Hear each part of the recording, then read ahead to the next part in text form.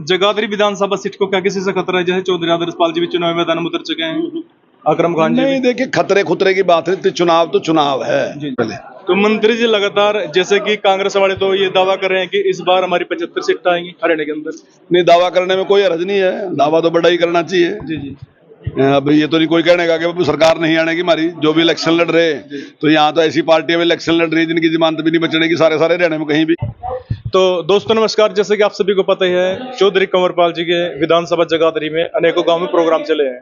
और आज आपको बताऊं, तहारपुर कला और तहारी, और इस समय जो प्रोग्राम है हैदरपुर में प्रोग्राम है। साथ ही जो सरपंच है श्रवण कुमार जी, और साथ ही जो शक्ति केंद्र प्रमुख हैं श्री राम जी मेरे साथ, इनसे थोड़ी बातचीत करेंगे आज के इस प्रोग्राम को लेकर कि जो मंत्री जी का प्रोग्राम चले हैं विधानसभा जगाधरी में, कैसे प्रोग्राम चले हैं।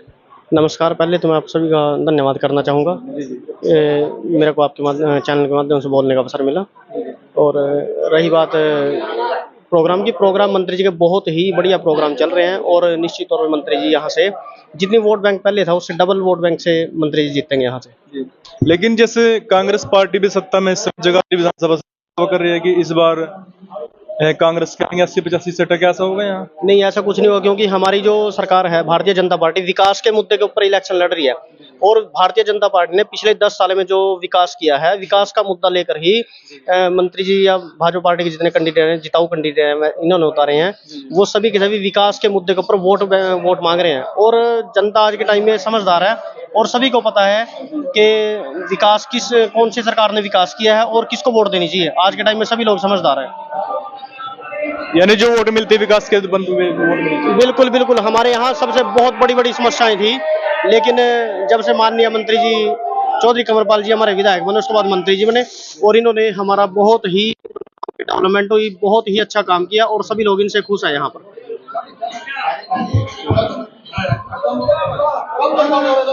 तो वैसे तो मंत्री जी पहुंचे, लेकिन श्रवण कुमार जी जैसे मंत्री जी आपके बीच में पहुंचे, आप क्या कहना चाहोगे? नमस्कार जी, आपके हैदरपुर गांव में पहुंचने बहुत हार्दिक अभिनंदन और स्वागत है जी। मैं बीजेपी का एक कार्यकर्ता हूं। रही मंत्री जी का बीजेपी की बात जी, हमारे गांव के अंदर बहुत ज़्यादा विकास हुए हैं, कोई कमी नहीं है, कोई भेदभाव नहीं है जी। सबका साथ, सबका विकास लेकर मंत्री जी सबको साथ लेकर चलते हैं। अच्छा, जैसे विकास कार्य के हम तो जैसे हमारे गांव में आज से 10 साल पहले कोई नाली, कोई गली, कोई पोल, कोई वाटर सप्लाई का काम, आंगनवाड़ी कुछ नहीं था सर। गिफ्ट हमने इनके पैकेज भी हमारे से 2 दिए हैं जी। जो एक मानकपुर से हैदरपुर से मानकपुर रोड है, पुल है जी। एक हैदरपुर से रामपुर जटान सड़क है जी। ये सारे कार्य मंत्री जी के चरण कमलों द्वारा हुए हैं सर। तो वैसे दोस्तों आपको बताऊं कि हमारे बीच में मंत्री जी हैं, कैबिनेट मंत्री जी पहुंच चुके हैं, उनसे भी थोड़ी बातचीत करेंगे आज के इस प्रोग्राम को लेकर कि किस प्रकार के जगाधरी विधानसभा में प्रोग्राम चले। और साथ ही जो श्रवण कुमार जी हैं ग्राम पंचायत हैदरपुर से, उन्होंने बताया विकास के बल पे वोट पड़नी चाहिए। और जितने विकास कार्य बीजेपी सरकार ने किए अब तक, कोई भी सरकार है सत्ता में, लेकिन इतने विकास कार्य किसी भी सरकार ने नहीं किए हैं। तो थोड़ी चर्चा वहां भी करेंगे। मंत्री जी हमारे बीच पहुंच चुके हैं आज के इस प्रोग्राम को लेकर।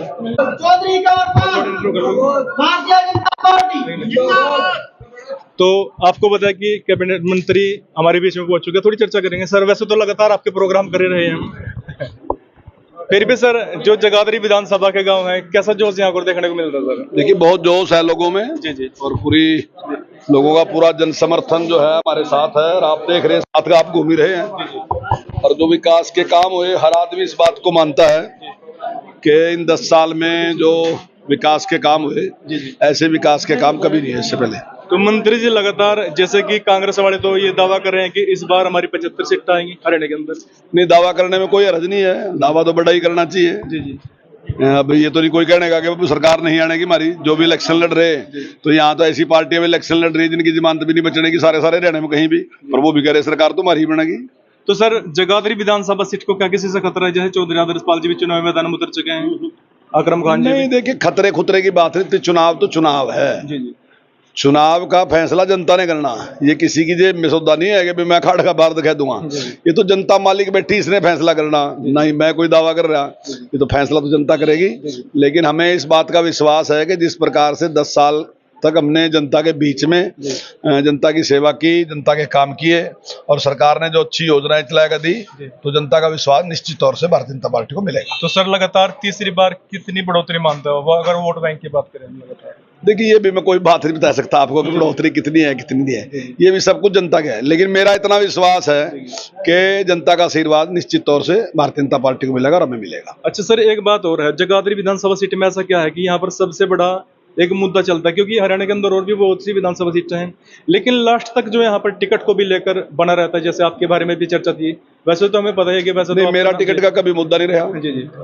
अब कोई बात चल जाए उसका तो कोई इलाज नहीं। आज तक 1991 से आज तक मेरा टिकट हमेशा पहली लिस्ट में जारी हुआ, और अब की बार भी पहली लिस्ट में मेरा टिकट आया, तो मेरे यहाँ तो कोई मुद्दा नहीं है। हाँ, कांग्रेस का दूसरी पार्टी का मुद्दा है, वो बात अलग है।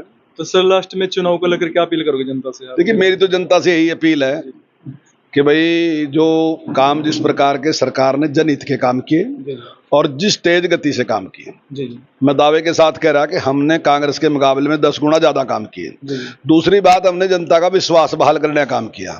हम सारे जो लोग बैठे ना जी, 10 साल पहले अगर हम इकट्ठे बैठे थे और छोटा सा हमारा काम होता, मैं ये पता करता कि भाई हमारा काम होने का नहीं है, क्योंकि सरकार दूसरी साइड की है।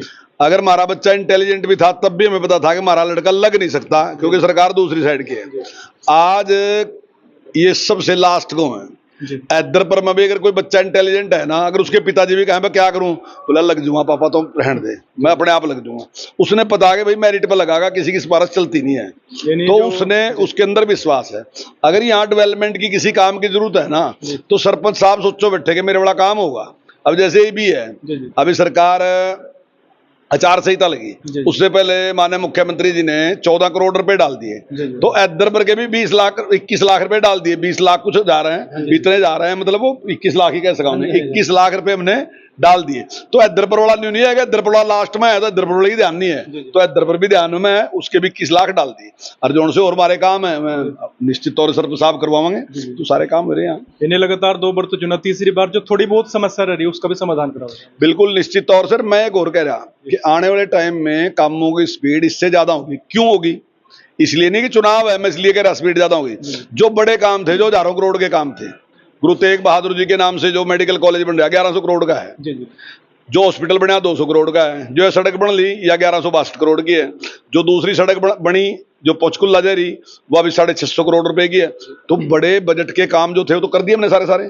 जो 100 करोड़ का था, 200 करोड़ का था, 1000 करोड़ का था, 5 करोड़ का था, 10 करोड़, वो भी सारे कर दिए हमने। अब काम क्या है? छोटे छोटे काम, जैसे गांव से गांव का रास्ता जोड़ना, मान लो 1 करोड़ का काम है, 50 लाख का काम है, 20 लाख का काम है, और छोटे छोटे काम में रहेंगे। तो मैं समझता हूँ कि इतने पैसे में तो अगली बार तो सारे काम निपटाएंगे। अब तो हमने ये योजना बना दी कि जो गरीब आदमी है, हमने पहले पंचायतों प्लाट काट का दिए, दूर दिए काट का, तो अब ये नहीं है। अब सरकार ने योजना बनाई थी कि गरीब आदमी थे गांव के पास जमीन एक्वायर करके उसमें प्लाट काट कर देंगे, ताकि वो भी गांव के साथ ही रहे, ना कि गांव से दूर बसाने का काम करते। तो ये सारी योजनाएं हैं, आने वाले टाइम में सारी इंप्लीमेंट करेंगे। जी चल, बहुत बहुत धन्यवाद। तो चौधरी कंवरपाल जी ने अपने विचार के और बताया कि तीसरी बार भी हरियाणा के अंदर बीजेपी के लहर रहेगा। आप इस वीडियो को लाइक करें, शेयर करें, कमेंट करें, बंद रहिए कृष्णा के साथ। वीडियो के साथ, तब तक के लिए धन्यवाद।